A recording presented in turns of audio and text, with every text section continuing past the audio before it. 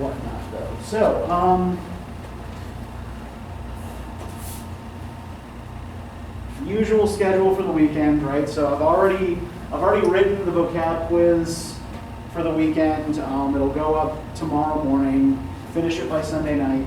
For Tuesday, you're reading in the Mina Loy book the poem sequence "Songs to Ioannis" and the prose piece "The Feminist Manifesto." Does anybody have any questions about anything? I am also, by the way, because we are actually kind of the semester's moving weirdly quickly. I'm also going to give you all the assignment sheet for paper 1 next time. So what I will probably do is email that to you over the weekend to give you a chance to look it over, and then we'll discuss it at the beginning of class on Monday. So anybody have any questions about anything?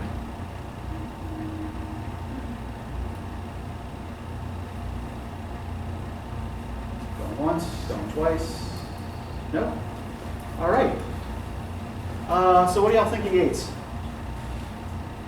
I like it. Okay, do you like it? I like it. It's better than the Heart of Darkness. All right, but that's not a very high bar for you. No. Yeah. Anything's better than the Heart of Darkness. I'm very picky about poetry, Uh-huh. and I like it. Okay, what do you like? What do you like about this? What do you like about Yeats? I've always been fascinated by mythology. Ever since I was in middle school, I've been completely fascinated by it. I'm a redhead, my family's Irish. Okay. So I love like the Irish mythology, like the Fae and all that. So especially Stolen Child, one of my favorites. I like it. I like where he draws from. Okay. So you like these drawing on mythology, and specifically he's kind of drawing on a kind of Irish cultural identity. Okay. Cool. What other impressions do you guys have? Was there anything else that like interested other people about this, or that y'all didn't like about it? I feel like in a lot of his poems it kind of brings like a sense of like nostalgia, and Okay. I do like that. All right. Interesting. What about the rest of y'all? I like the mythology aspects. Okay, you like the mythology stuff too? Okay. I like the mask, and there's another one. I like the mask because it talks about there's a lot to unpack with the idea of a mask and masking things anyway, which I think is really interesting, and there's a lot to discuss there. And The Lake Isle of Ministry. the Lake Isle of Industry. Okay, yeah. I like that one a lot. I think I've read it before somewhere. It's not unlikely that you have. This is Lake Isle of Innisfree and The Stolen Child are among kind of like the early Yeats' greatest hits. So yeah, if you've encountered Yeats before, those are probably some of the poems that you have read. Others like later Yeats poems that people are likely to kind of like. I remember you talked about The Second Coming a little bit at the end of class last time. So. Yeats's work, particularly in this early phase of his career, and we are talking like early here, right? Yeats is young when he starts publishing poetry. So he was born in 1865, dies in 1939, and publishes his first collection of poetry in 1889. So at the age of about 24. And before that, he's publishing poems in periodicals. He's publishing journalism and letters to the editors in newspapers. He's founding little literary magazines.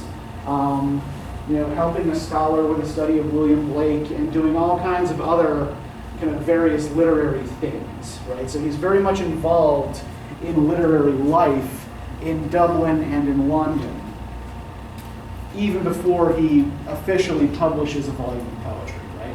And so the stuff that we're looking at covers this period from 1889 to about 1910. So we're looking at about a 20-year slice of his career here. The latest thing that we're looking at today is The Mask. So if we're looking at kind of like where Yeats's work comes, like what kinds of contexts he's coming out of, right? One thing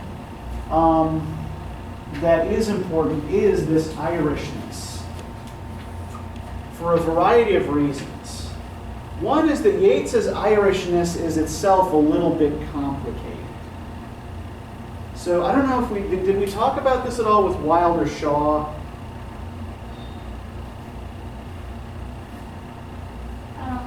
Okay, so that we're introducing a new idea here. All right. So Yeats is what's referred to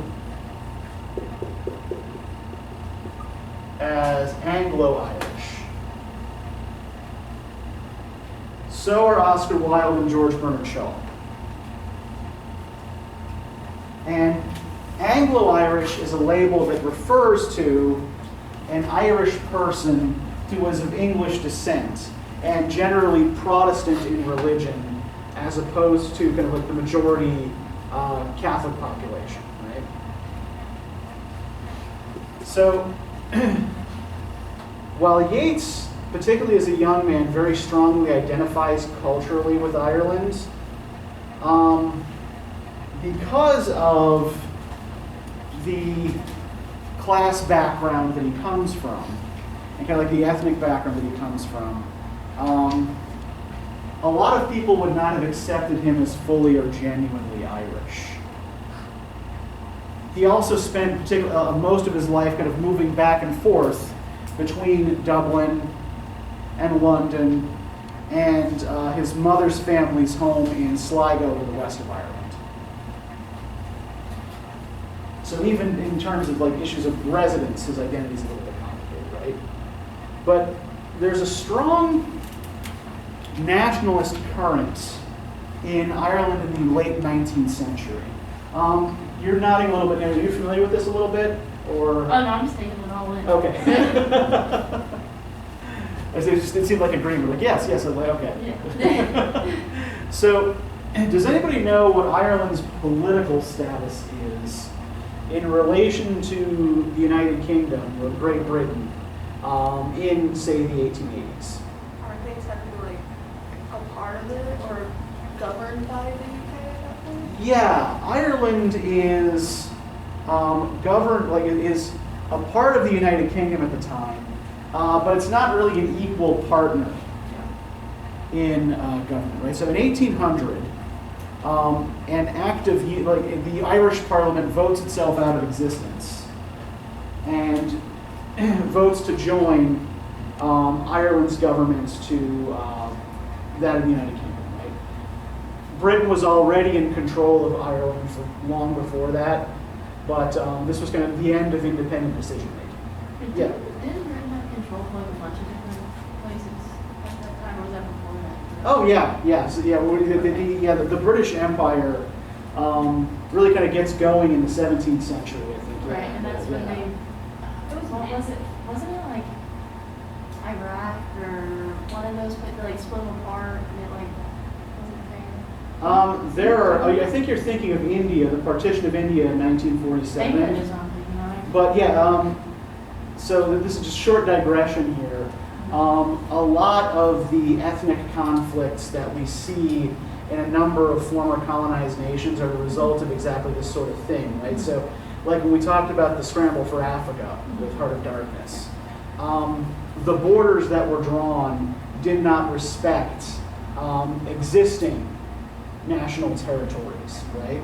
So, you take a country like, say, Rwanda, where you have these two ethnic groups, the Hutus and the Tutsis, who historically hate each other.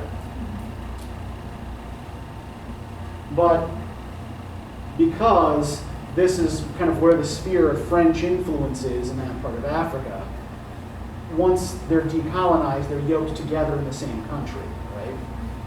And this then leads to a great deal of strife and eventually to attempted genocide when there's no longer a superior power, like a superior military power there to overwhelm them, right? They're not afraid of anybody else anymore, so these old rivalries resurface. So yeah, this is the kind of thing that happens in a lot of former colonial nations. Where was I?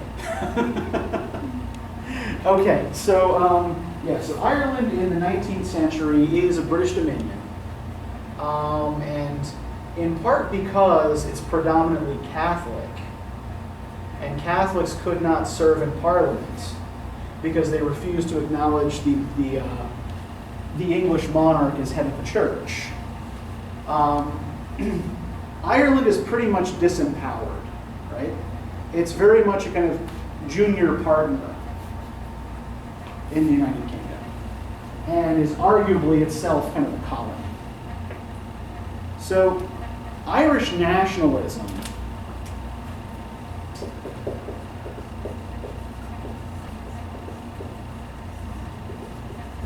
as a political and cultural force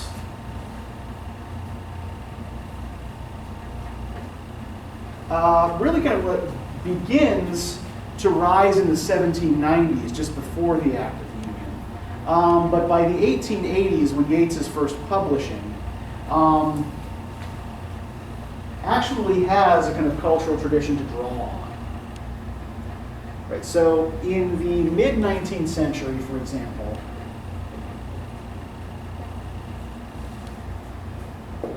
there were a group of patriotic political poets who founded a magazine called The Nation. These were people like Thomas Davis, Thomas More, James Clarence Mangan,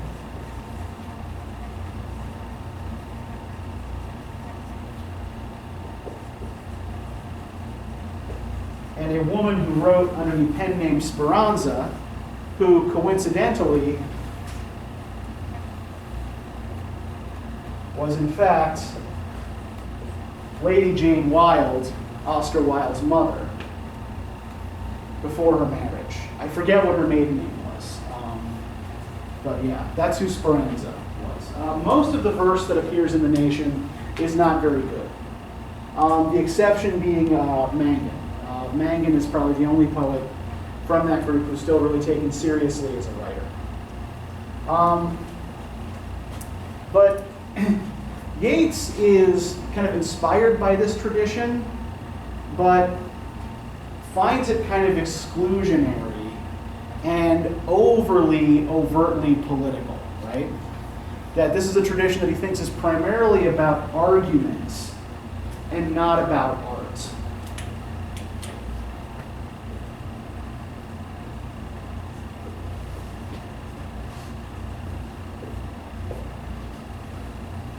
And so what he wants to do is come up with a distinctly Irish literature in English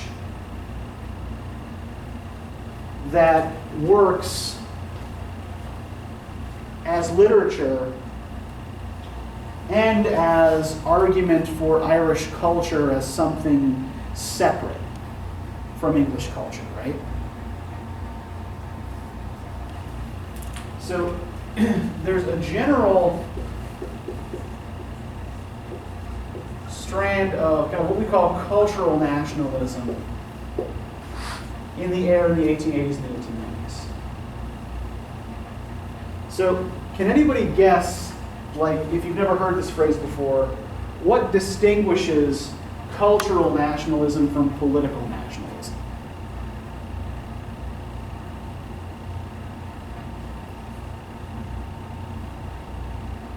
Is it like the traditions, the stories, like not anything politically, like the more personal identity of the people, like the things they do, the celebrations that they have, like things like that?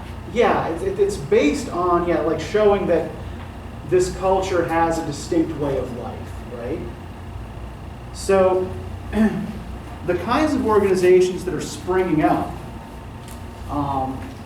in the late 19th century, you've got groups like the Gaelic Athletic Association,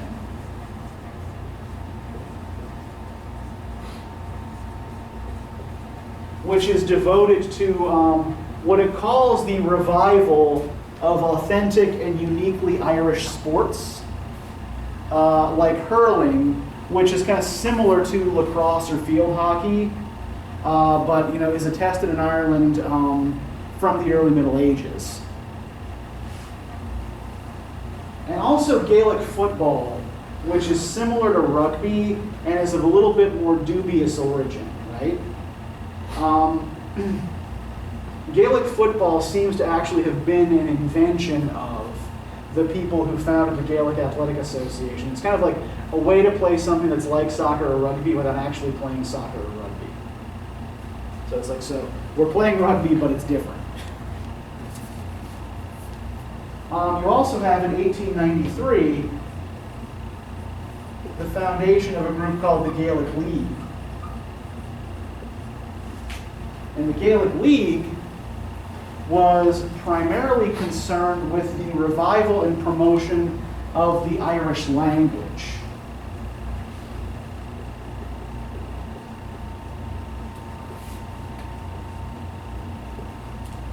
So by 1893, the Irish language was in a pretty bad state.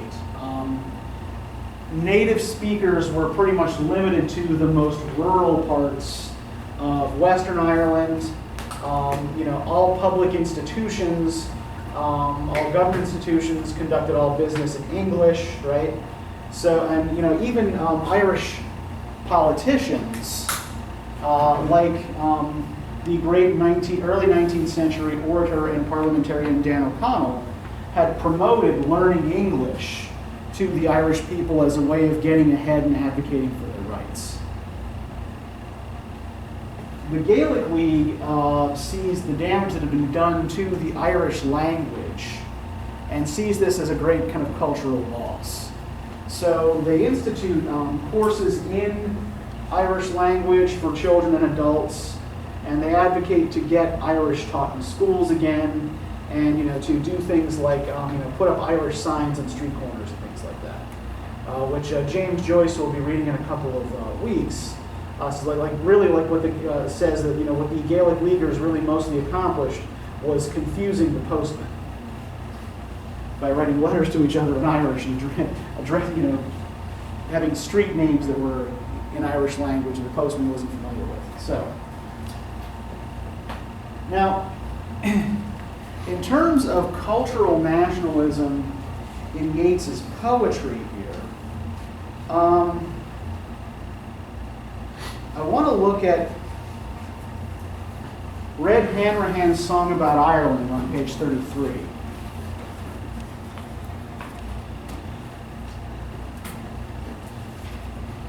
And can I get a volunteer to read this for us?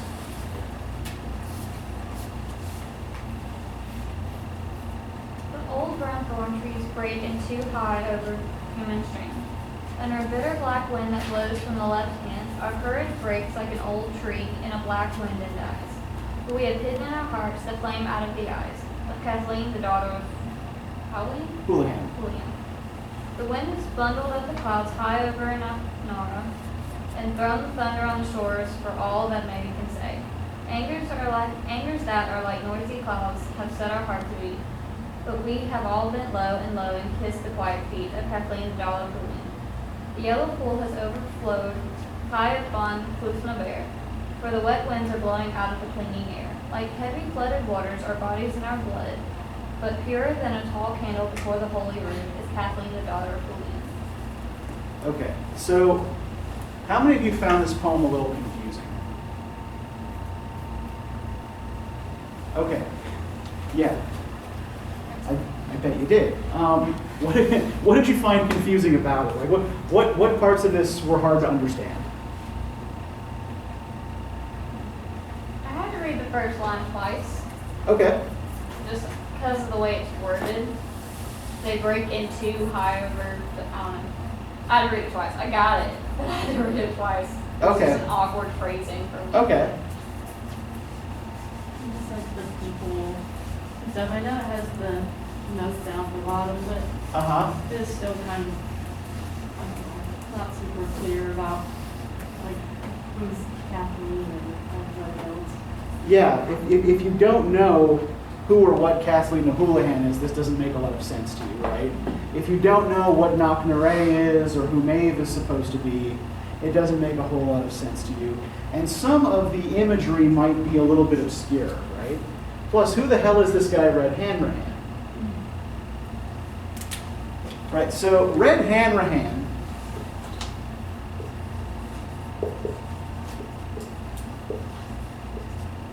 is one of Yeats's poetic alter egos. This is a character that he uses sometimes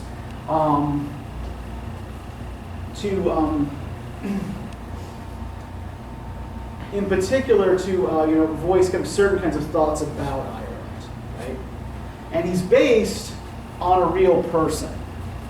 So Red Hanrahan is a fictionalized version of a guy by the name of Owen Rua O'Sullivan. How the hell do I spell that?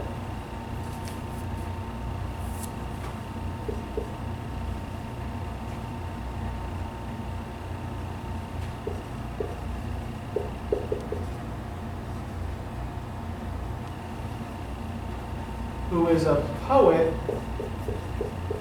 of the mid-18th century. He's born in 1748 and dies in 1784. That's a name. What's that? That's a name. Yeah, well, I mean, it's essentially like if you were to translate it into English, it's basically Red Owen Sullivan. You'll often see this kind of middle element here where like there's like the name is a color. That's usually a reference to the person's hair color, right? So this is Owen with red hair. If he was Owen Duve, he'd be Owen with black hair. If he was Owen Finn, he'd be fair-haired Owen, right? So O'Sullivan, was a poet who was noted for a particular form called the ashling. And ashling in Irish poetry is a kind of dream vision poem.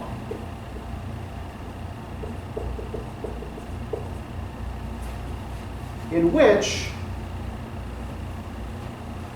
a beautiful female figure, usually representing Ireland, seduces the poet in his sleep and kind of like drains his life force to keep herself young and beautiful, right? So there are these kind of like dream vision vampire poems.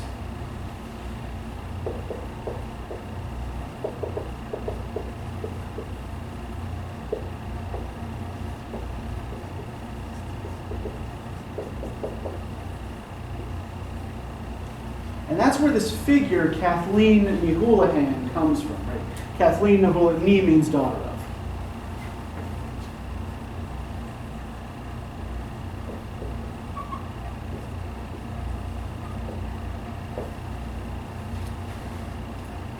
Yeats writes a play about her in the 1890s, in which she appears as an old woman who requests the help of a young man who's about to be married to go help reclaim her 4 green fields, that is the 4 traditional kingdoms of Ireland, from the strangers in her house.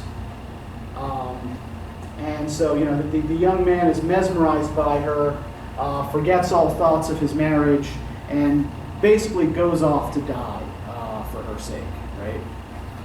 And then like she's seen at the end of the play, not as an old woman anymore, but as a young woman with the walk of a queen, right? And the blood of these patriots revitalizes her. So this is the kind of figure Kathleen Ní Houlihan is. Yeah, did you say something, Nick? No? Okay.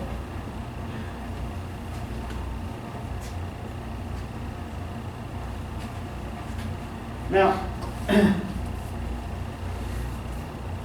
what else is confusing to y'all about this poem, if anything?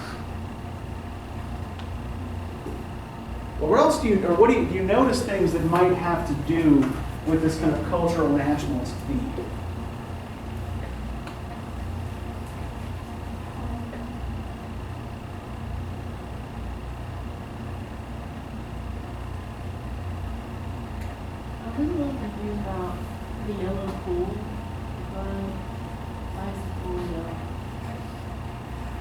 is a good question.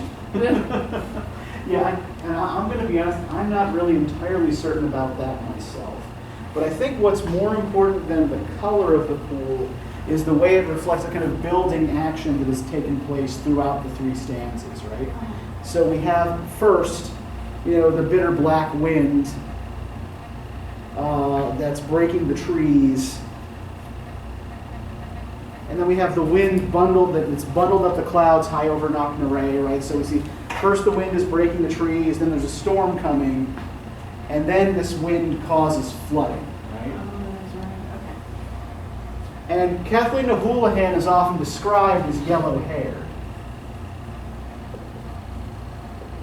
So maybe that's what's going on with the color of the pool? But yeah, what's being described here is a kind of coming storm, right?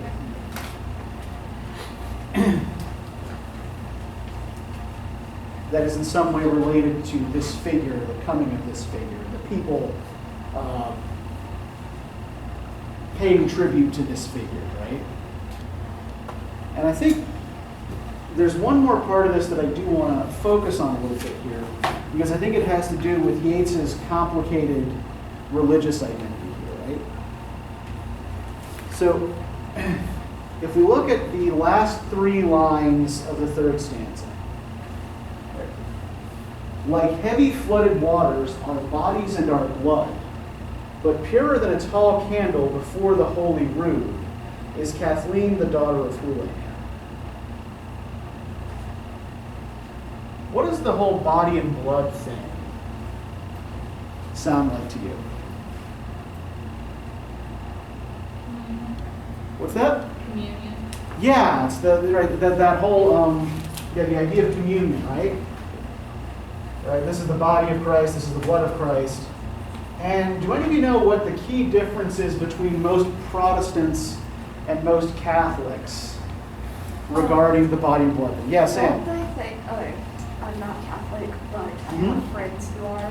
Don't they believe that when you drink the stuff and eat the bread, that actually becomes the body and the blood in you? Yes, exactly. 12-year-old Samantha was very grossed out by that. Yeah, Catholics believe in what's called transubstantiation, right? That's what the religious doctrine is called, right? That through the action of the priest, the bread and the wine literally become the body and blood of Christ.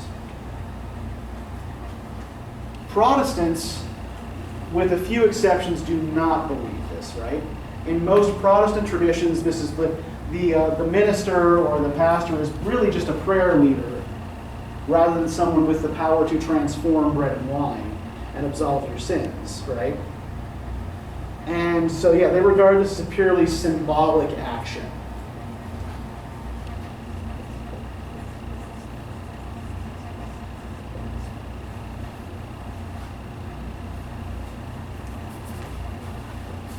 And the tall candle before the holy rood, right? The candle before the cross. Does this sound more to you like a Catholic thing or a Protestant thing? The idea of lighting a prayer candle in front of the cross. Catholic. Yeah, that's also a more kind of Catholic image, right?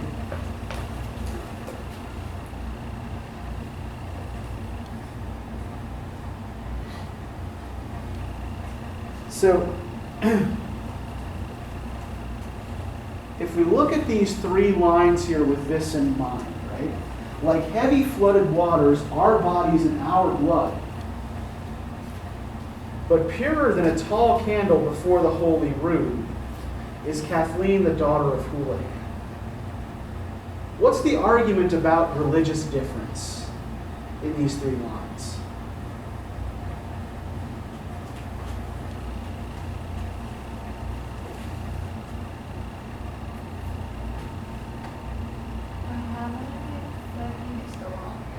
Could you say that a little louder, Bree? I have an idea, but I think it's the wrong idea. Go ahead.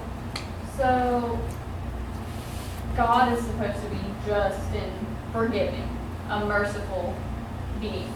Okay. Kathleen is not. That's, She yeah. is not merciful. No, yeah, Kathleen is violent, and Kathleen is fed by violence, you're right, yeah. She is very not forgiving. So I think it says something about, like going back to the cultural naturalism, or nationalism, that protecting yourself and standing up for your own belief is purer than taking over someone else and trying to like enforce your religious system and belief on them. Okay, I think you're actually thinking along the right lines here, right? And again, let's think about what Kathleen is supposed to represent, what she's supposed to be a figure for. I don't know. Yeah.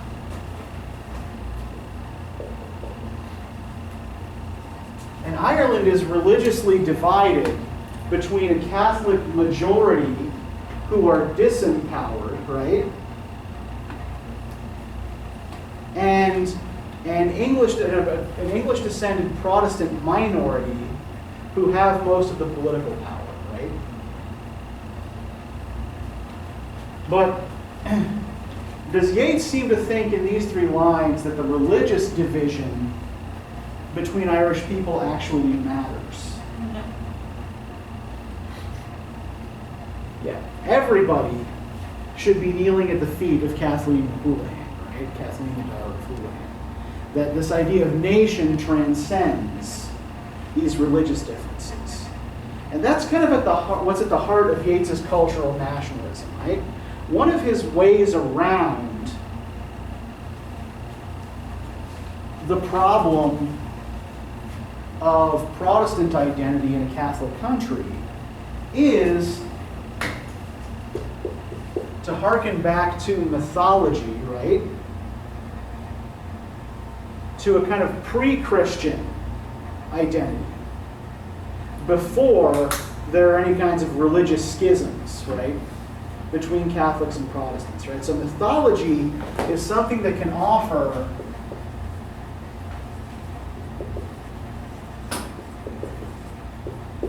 a shared identity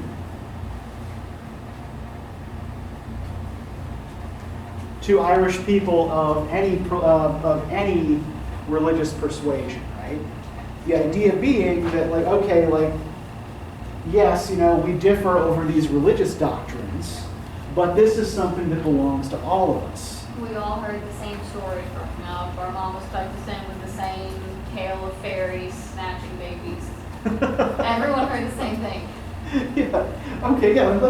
Let's maybe go to the whole fairy snatching babies thing here now, right? What do y'all think of The Stolen Child? How'd that go for you? I love stories about changelings. Okay. Very And fun. just like before we proceed, does everybody? I'm gonna guess that most of you know what a changeling is and what a changeling story is about, but is there anybody who doesn't? What page is it? It's on page It's 8. on page 8. Yep. Okay. I cannot find it.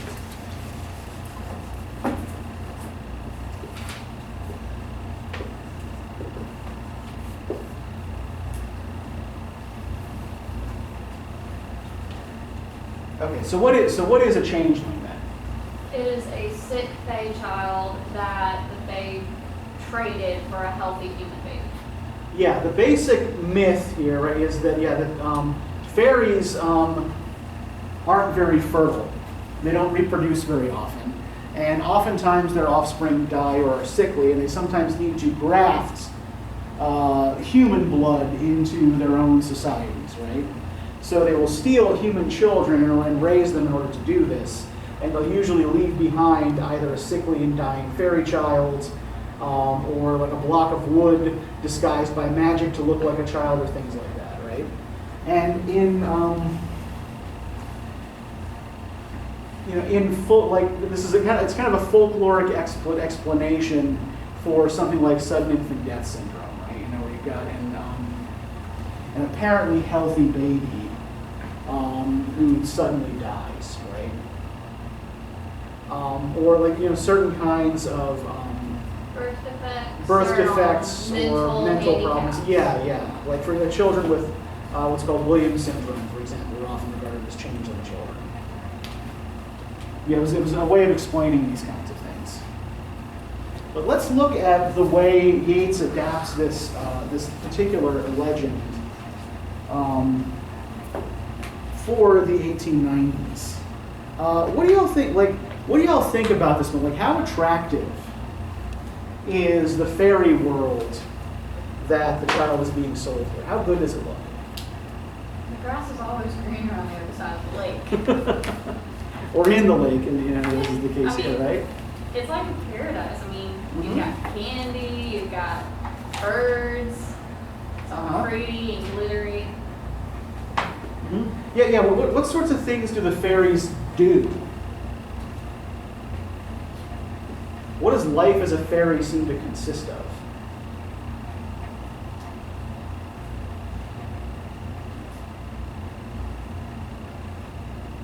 It's a lot about being stealing children. Sorry. Okay. Stealing children is a big part of it, yeah. It's a lot to do with nature and certain ones like to be very mischievous. Okay, yeah, there's a lot of mischief described here. The whispering in the ears of trout and giving them unquiet dreams, Aren't there right? supposed to be like two courts, Seelie and Unseelie? Yeah. One's more mischievous and the other one wants to coexist. Yeah, I think the Seelie unseelie thing is more of a Scottish fairies kind of thing. I think you've got the day court and the night court basically. The night court are malicious, and They're the the day fun courts are less so. But in terms of actual activity here, right? What does fairy life seem to mostly consist of? Lounging about, eating cherries that were stolen, probably from a human garden. Eating stolen cherries, right? Yeah. And do they actually seem to lounge about? Do these fairies seem lazy? They're not, but they want to make it seem that way because they talk about drowsy water rats. Okay. Well, Herons barely waking up, or barely wake. They want to make it seem like a life completion. okay. But they're actually working really, really hard to maintain the allure. Let's look at the second stanza here for a second, right? Where the wave of moonlight glosses the dim gray sands with light. Far off by furthest Rosses, we foot it all the night, weaving olden dances, mingling hands and mingling glances, till the moon has taken flight. To and fro we leap and chase the frothy bubbles, while the world is full of troubles and is anxious in its sleep. They're usually more active at night. Okay, yeah, they're active at night, and particularly they do a lot of dancing, right?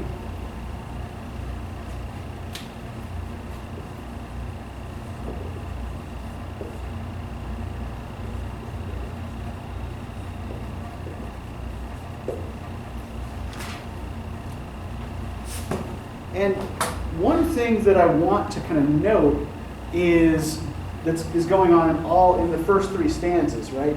In each of these stanzas, you have sleep or rest being disturbed, right? Right. The flapping herons wake the drowsy water rats. You have a world that's full of troubles and is anxious in its sleep, right? They can't sleep peacefully as the fairies dance and chase the frothy bubbles. And then we seek for slumbering trout, and whispering in their ears, give them unquiet dreams.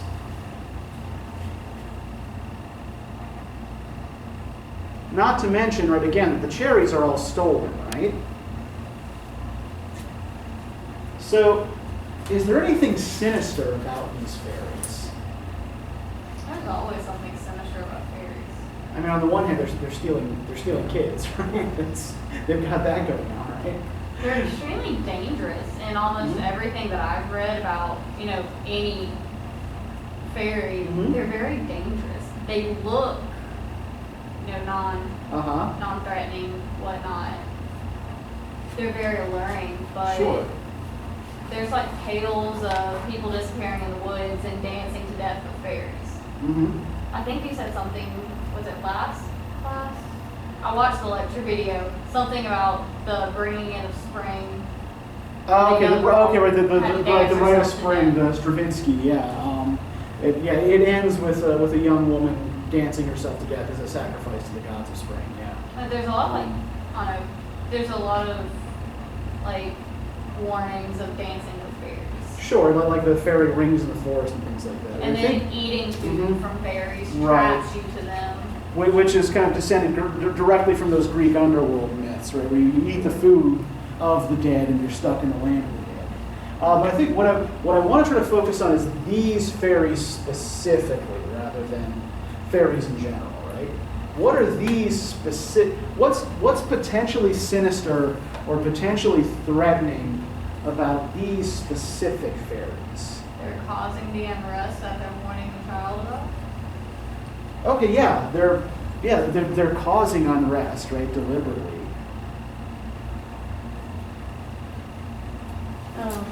They're like warning the child that the world is like worse, Uh-huh. and like that,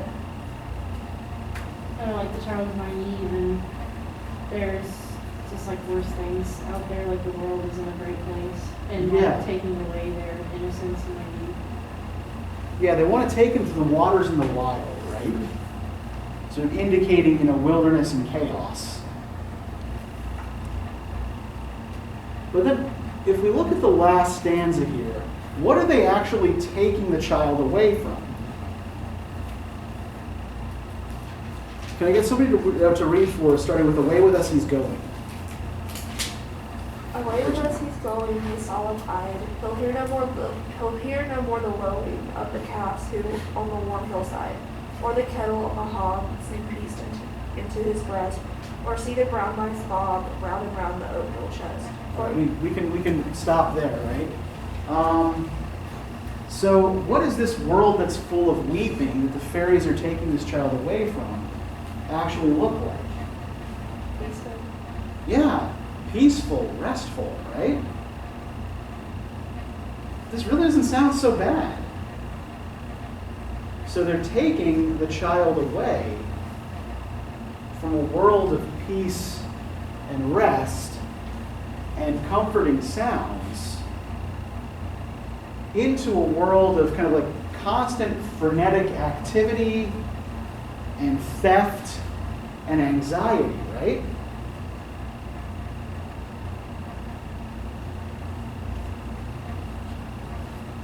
So what do you think is, like, why do you think this? Why do you think the poem ends with this stanza that kind of contradicts the vision that the fairies are selling to the child? Yeah, go ahead. Is it kind of suggestive of the world that, or the life that Britain promised they'd have when they took over or whatnot versus what they actually had and left behind? Is that what he's getting at? I'd never really thought of a specifically nationalist reading, but I mean, I think there could be something there. Or Yeah. the things that they have lost Mhm. since they've Yeah. turned more. I think though I'm not. I doubt that Yeats would portray the British as being like fairies, though. I think that like an Irish cultural nationalist would probably be more likely to depict them as something a little bit more prosaic or perhaps even less attractive. But yeah, I think that there might be something to that. But I think we might also be able to kind of connect this to one of Yeats's other primary influences. And so I'm going to introduce that to you alongside the cultural nationalist stuff here now. So you may have noticed both in Yeats's poems and in some in parts of the essay after you read The Symbolism of Poetry, some ideas that are kind of similar to Oscar Wilde's, right? So Yeats comes along as a poet when decadence is the big thing in London poetic circles. And he's a member of a group called the Rhymers Club.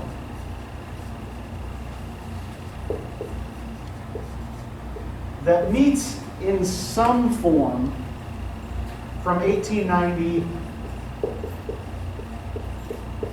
to 1904 at a pub in London called the Old Cheshire Cheese.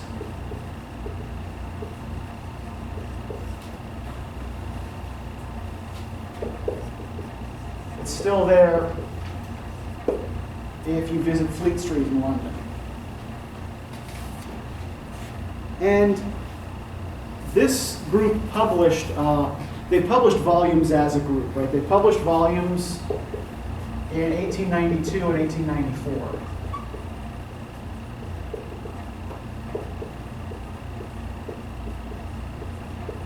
Though most of the other poets in the group have largely been forgotten, right? Yeats being the exception. So apart from Yeats, other members of this group include Ernest Rhys,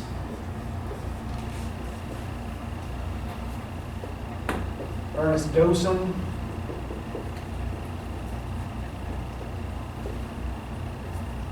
Arthur Symons, Lionel Johnson,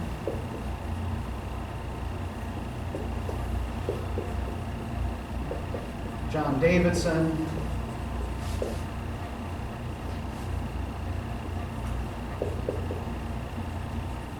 and Selwyn Image, whom I always make sure to include just because it's such a great name. And I remember looking for pictures of each of these guys a couple of years ago. There does not seem to be a picture anywhere of Selwyn Image, and I found that beautifully ironic. But so the rhymers were heavily influenced by French symbolism.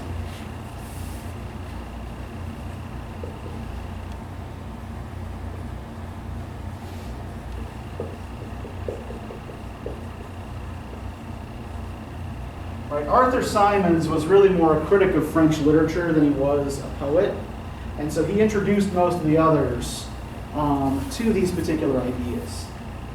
But the symbolists in France were concerned with evocation over description. Right? They tended to disdain poetry that was merely descriptive, or art that was merely descriptive, and instead preferred these kinds of meaning-laden symbols that were intended to evoke particular complex emotions. So like when Yeats is talking in his essay about how, the color white or purple might evoke particular feelings in you, those feelings change and become more complex and more specific when you attach those colors to an object. And so, for example, a white cross might suggest purity to you, right? And so to the symbolists, what's suggested, right?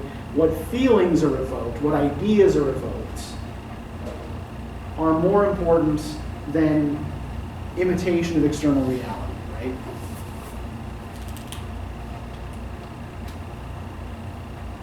They also tended to see art as a space of refuge and meditation. Right? It should take you out of everyday specific cares. And as such, they tended to favor poetic rhythms that sounded almost like incantation, right? Like someone like muttering a magical spell or a prayer.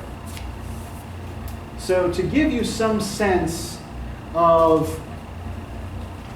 what this would sound like, I have a recording of Yeats reading the Lake Isle of Innisfree many years after it was first published. This is Yeats in a radio broadcast in the 1930s. But this was the style in which he read his poetry. I will arise and go now and go to Innisfree, and a small cabin below there lay on wattles made. 19 rows will I have there, a hive for the honey bee, and live below in the bee loud glade. And I shall have some peace there, for peace comes dropping slow, dropping from the vales of the morning, to where the cricket sings. There midnight all glimmer, and moon of purple glow, and evening full of red swings. I will arise and go now, for always night and day I hear lake water lapping with low sound for the shore. But I can row away, or on the pavement's grey I hear it in the deep dark score. So is that the way you would have read this poem? What's weird about it? I can't understand anything he's saying. I didn't realize he was speaking English until like halfway through the second stanza, and then I didn't think he was speaking English anymore after that. Okay, and then some of that might be the quality of 1930s recording equipment, plus the fact that he's speaking in an Irish accent, right? Sounds like he's just like mumbling. It's all like together. Like all the words are just front of me. Okay, so it sounded a little mumbly to you. Very mumbly. I It's like- agree. This is so weird, but it reminded me like Gandalf from Lord of the Rings. Okay, see, Oh, sorry. you know, but like Yes. that's actually what he's going for. Now, the Lord of the Rings isn't written until like Gandalf doesn't make his first appearance until the late 30s, like just before Yeats' death, really. But yeah, this is exactly the kind of thing that he's trying to do, right? This is like a wizard chanting or shaman chanting, right? That's the basic idea here. Using rhythm, like this combination of rhythm and images to evoke particular feelings. And one thing that the Lake Isle of Innisfree has in common with the Stolen Child is a kind of juxtaposition of peace and contemplation up against furious activity, right? Because the world that the child is rejecting in the Stolen Child is one that is calm and peaceful, right? We are rejecting it for one that is more active. But if we look at the Lake Isle of Innisfree, we see that the peaceful world that this guy wants actually seems to be, one, pretty damn loud. Bees. I don't like Yep, bees buzzing. there's a bee loud glade. The cricket sings. The evening's full of the linnet's wings. Right here's lake water lapping with low sound. So this quiet, peaceful place is all about sound, right? And he's also got to build it. So when he gets there, there's a good deal of effort, a lot of work he's going to have to put into constructing this, right? Much as the decadents and the aestheticists tended to believe that the best art was artificial, right? Was constructed, was made. Even in this kind of natural setting, he can't get away from this idea of construction and artificiality. So, the last thing that I really want to cover here, and then maybe we can get get into one more of these poems in a little more detail if you guys want, is that Yeats is part of a broader movement of Irish writers who are now referred to as the Irish Literary Revival.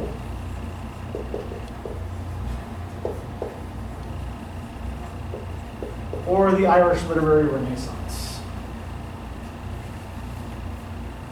And this is dated kind of like from roughly 1880 to 1939, when Yeats dies.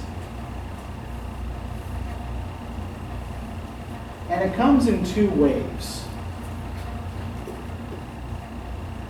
The first wave of revival writers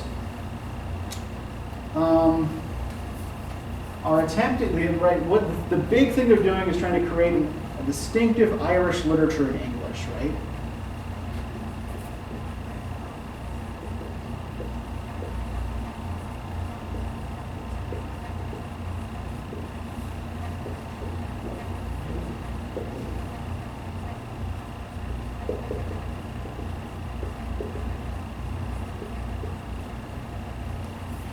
And so what we tend to get from this early group of revival writers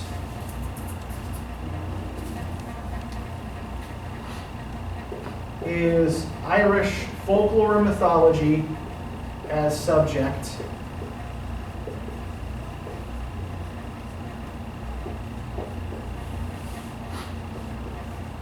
rural settings, the west of Ireland in particular, which was still primarily peasant and Irish speaking, was regarded by a lot of these writers as the true Ireland, as opposed to the more urbanized East.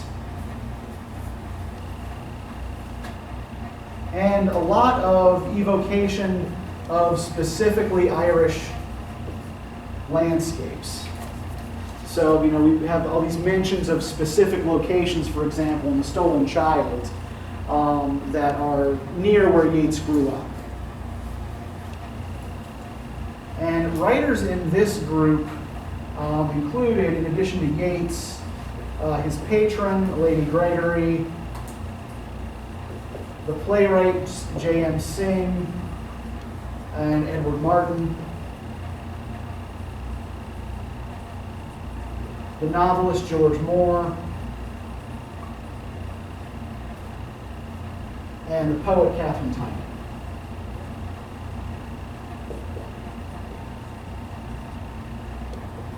As well as the poet and painter who went by the name A.E. His real name was George Russell, but this was his, A.E. was his wizard name. This, you know, we'll probably talk about this a little bit more when we come back to Yeats again later, but one of the things about Yeats that is both interesting to and sometimes embarrassing to Yeats scholars is that he was also a wizard.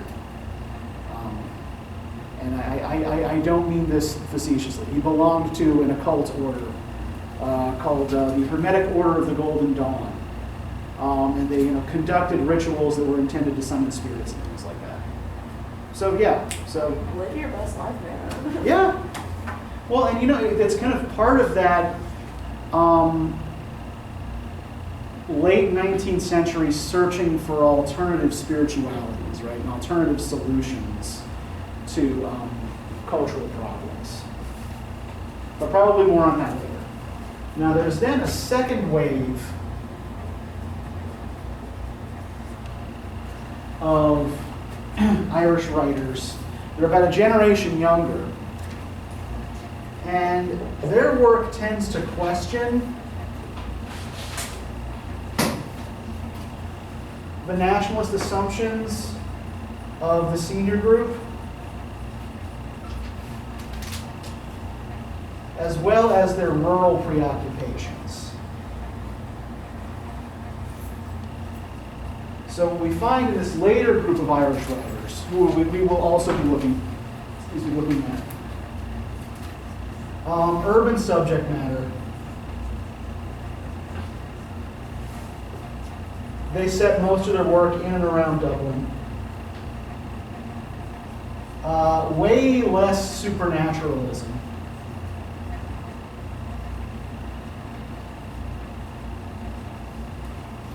And more formal experimentation.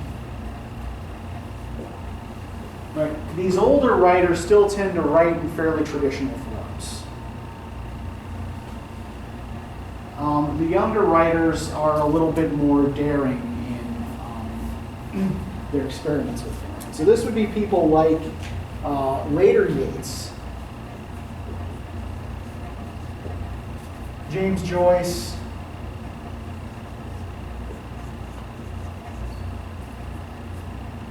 Sean O'Casey, poet Patrick Kavanagh,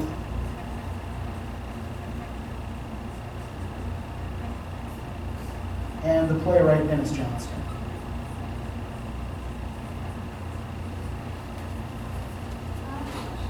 Yeah. Did these people think they were wizards too? For the most part, no. Apart from Yeats and A.E., most of these people did not regard themselves as wizards. That's boring, y'all. Well, I was just wondering how far they strayed from the people who started it. yeah, well, and you know, there is some argument that what Yeats's involvement with ritual magic was in some ways just kind of grist for poetry. You know, one of the things he argues in the symbolism of poetry is that a poet needs a philosophy or a theory, right? That good poetry, he thinks, actually proceeds from some kind of unified philosophical discipline that the poet adheres to. And since he grew up without conventional religion, and so he finds that kind of discipline in occultism and in ritual magic. And you know, the whole the very idea of poetic symbol that he comes up with, you know, where, you know, the symbol is this image that then calls up all of these other ideas, right, is itself very much akin to magic, or at least to certain ideas of magic. So, you know, I'm going to take the position on Yeats's wizarding that the poet W.H. Auden took on it, is that it's something that may seem silly to us, but Yeats took it seriously. And so in studying Yeats, we should probably also take it seriously. I mean, I read tarot cards, so I can't say anything. I skipped school to watch the entire Lord of the Rings marathon in theaters. Okay. Like, I sat there, then I skipped school. They played every single Hobbit movie back to back to back. I skipped school to sit and watch it in middle school. I don't care. I don't think I could sit still that long. I did it for Harry Potter, but not for Lord of the Rings. I mean, I'm not judging him. It's cool and all. Yeah, yeah. He wrote a lot of really good stuff. I really like it. I was just curious as to if the people who came after him, Were they also wizards? were they also going that way? Yeah, but by and large, no. How popular was it? And in fact, like they sometimes parody some of what they regard as the more pompous attitudes of the older generation, or the more kind of affected attitudes. Like we're seeing, like as we're looking at Yeats, right? Yeats is very much influenced by symbolism and also by the ideas of Walter Pater, which we're already a little bit familiar with from studying Wilde. We're going to see in James Joyce's work, particularly in the short story The Dead, a kind of parody of a late 19th century aesthete who approaches the world in a very kind of Walter Pater style way. You know, where he tends to think of things in terms of sense impressions, and this is ultimately kind of mocked. All right, so we've got about 5 minutes here. Are there any particular poems that we didn't discuss that y'all would like to talk a little bit about or ask any questions about?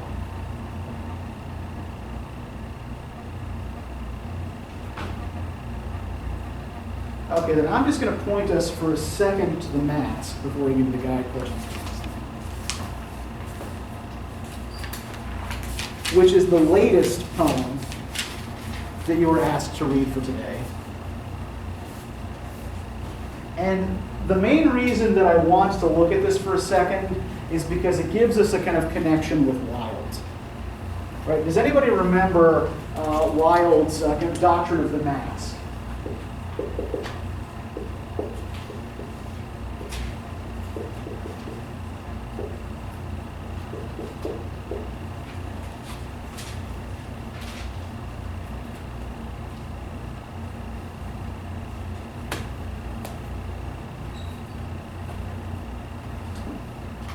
I will take your silence to mean no.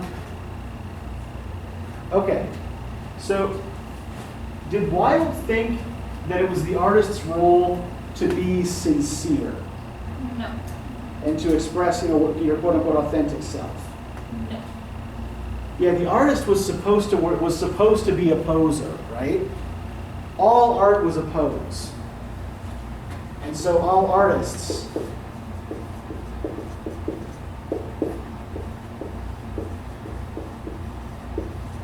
are posers and thus wear masks. Right. The mask is more interesting than the face underneath it. And if it's the mask that attracted you,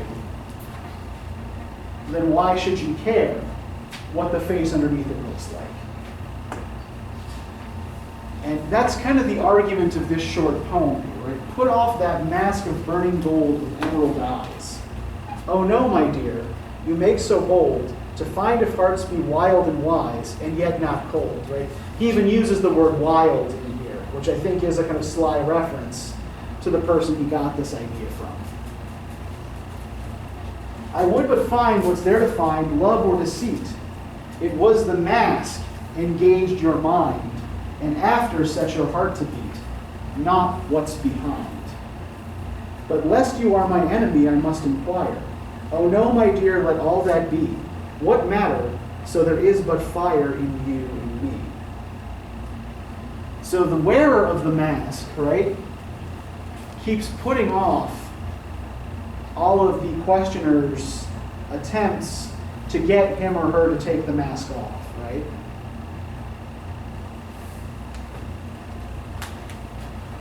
Because if the mask is what attracted you, if the mask is what drew your interest, be happy with that. It doesn't matter if the person under the mask is your friend or your enemy. It doesn't matter if they're being honest or deceitful. Right? Even like whether the mask is or isn't an authentic face doesn't really matter here, right? What matters here is the idea of art as a pose.